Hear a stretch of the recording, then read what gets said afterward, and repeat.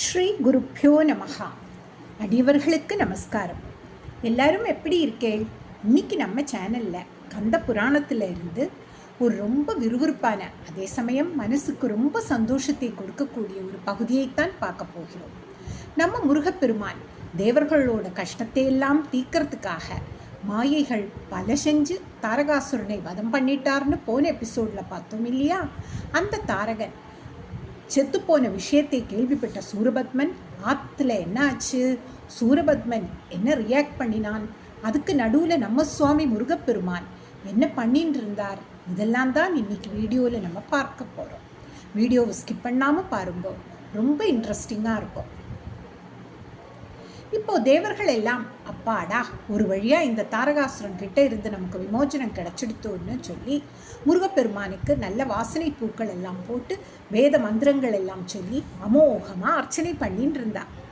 ஆனால் அங்கே அசுர லோகத்தில் என்ன ஆச்சு தெரியுமா?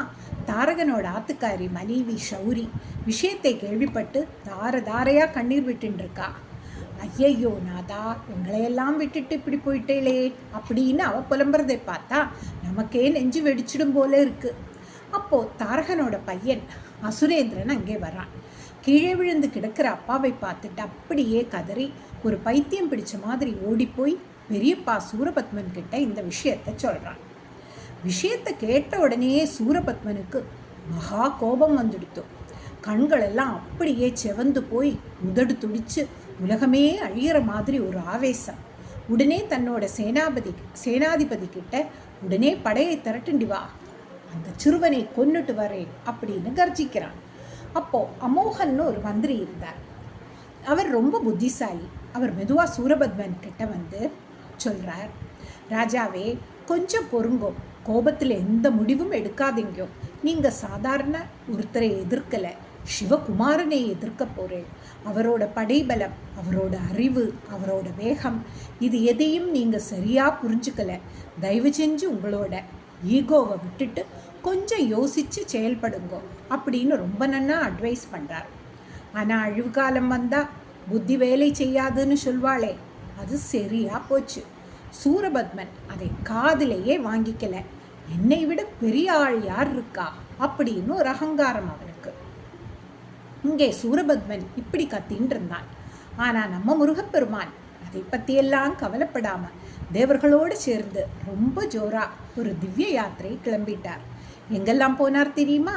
முதல்ல சாஷாத் அந்த பிரம்மாவே பூஜை பண்ணின காஞ்சிபுரத்துக்கு போய் ஏகாம்பரேஸ்வரரையும் காமாட்சி அம்பாளையும் சேவிச்சுட்டு அப்படியே திருவண்ணாமலைக்கு வந்து சுவாமி தரிசனம் பண்ணுறார். அப்புறம் அப்படியே திருவெண்ணைநல்லூர் போகிறார்.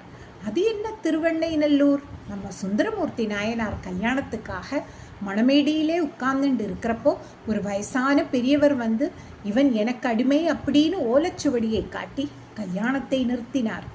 சுந்தரரை ஆட்கொண்டார் இல்லையா?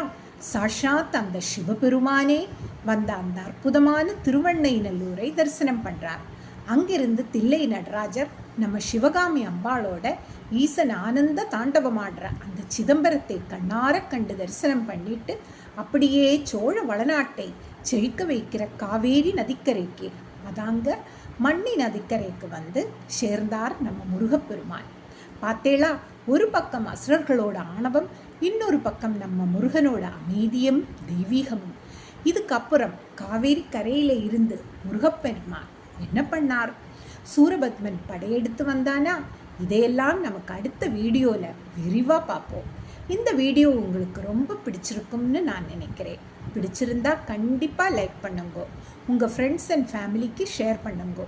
முக்கியமாக நம்ம சேனலை, ராதே கிருஷ்ணா சேனலை சப்ஸ்கிரைப் பண்ண மறந்துடாதீங்க.